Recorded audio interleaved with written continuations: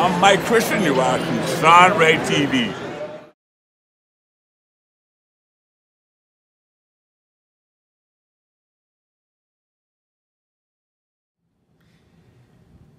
For Shaun Roden TV, I'm Shawn Rhoden, and we have concluded the Joe Weider 54th Mr. Olympia weekend here in Las Vegas. I'm coming live from my hotel room at the Delano at the Mandalay Bay, and in hindsight, and in reflection of this 3-day weekend here in Las Vegas, history was made. We saw a new crowning of the lucky number 14. 14 being Shaun Roden by way of Maryland via Jamaica. He is now the newest member of the elite field of Mr. Olympia champions, taking the title from Phil Heath, who prior to that had taken the title from his mentor, Jay Cutler, back in 2010. Now, Shaun Roden came in this competition a very dark underdog. He was nowhere on the landscape a year ago. I believe he was 5th place or 6th place, but he's a guy that had been first runner-up and was consistently going backwards and dodging all kinds of bullets. He broke his jaw, he had a kid, he changed locations from Venice Beach out to Santa Barbara.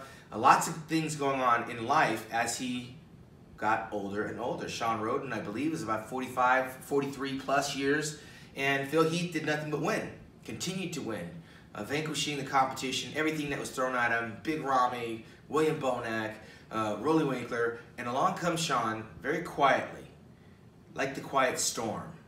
And when he hit the stage, there was really no criticism. He was the most improved bodybuilder on the stage, and from start to finish held very tight composure.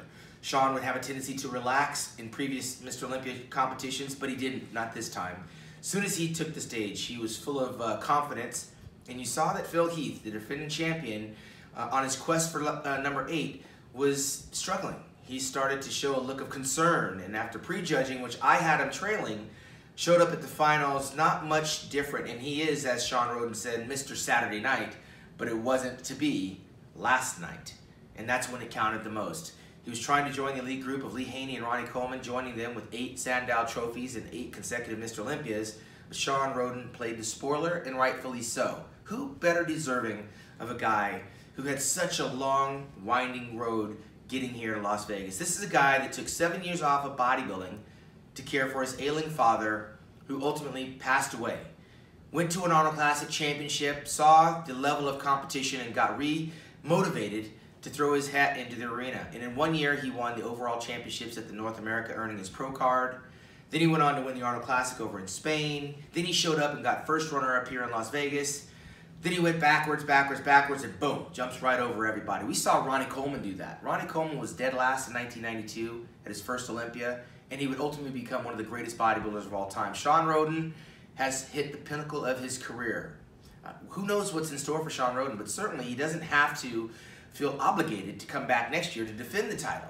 Very few Mr. Olympia titleists walk away in victory.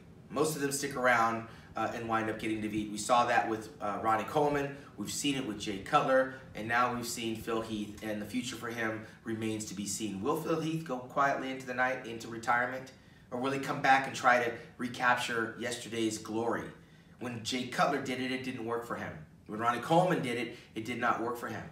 However, Jay Cutler is in history by being the only Mr. Olympia to win, lose, and win the title.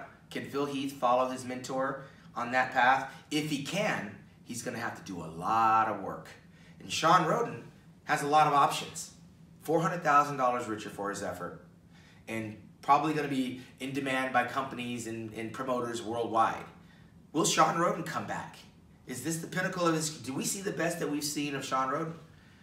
A lot remains to be seen in terms of what's going to happen here in Las Vegas next year, but you can best believe that Shaun Roden TV will be here. The other side stories, Rolly Winkler, we saw him coming. He won the Arnold Classic over in Australia this past March after the Arnold Classic in Ohio, and he beat the champion, William Bonac, and he beat former Mr. Olympia, Dexter Jackson. Rolly Winkler was coming, and we saw him coming. He had the lights brightly shined on him, and he was the fan favorite last night of the Mr. Olympia weekend, Rolly Winkler was, and he got 3rd place, and rightfully so. But he knocked out William Bonac. And William Bonac has had a long road to get here to the Mr. Olympia. He's got nothing to be ashamed of. He was 3rd place a year ago, won the Arnold Classic Championships, competed in Australia, and came here and respectfully placed 4th place. There's really not a whole lot you can break down on William Bonac. 4th place, rightfully so. Of course, the most improved guy on the stage. Brandon Soul Brother #1, former USA champion. He finally broke into the top 5. We've been waiting for Brandon Curry to arrive for a very long time, and here he is, all 5'7", 5'8", 252 pounds.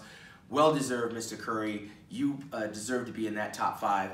And of course, what we did see was potentially the changing of the guard as we watched Dexter Jackson for the very first time fall out of the top 6. Dexter Jackson, who will be 49 this year in November. What can you say about the ageless wonder, the winningest bodybuilder in history, has his Sandow trophy? We'll see what the future has for Dexter Jackson, but it's going to be a struggle and an uphill battle for him to get back into that top 6 lineup. And I can't finish without talking about Big Ramy. He was last year's first runner-up, and he fell all the way down out of the top lineup. However, he could fix that. He came in a lot heavier and a lot bigger than we expected and anticipated. Ramy, you've got to go back to the drawing board and come in next year and try to finesse these guys. You have way too much muscle for your own use.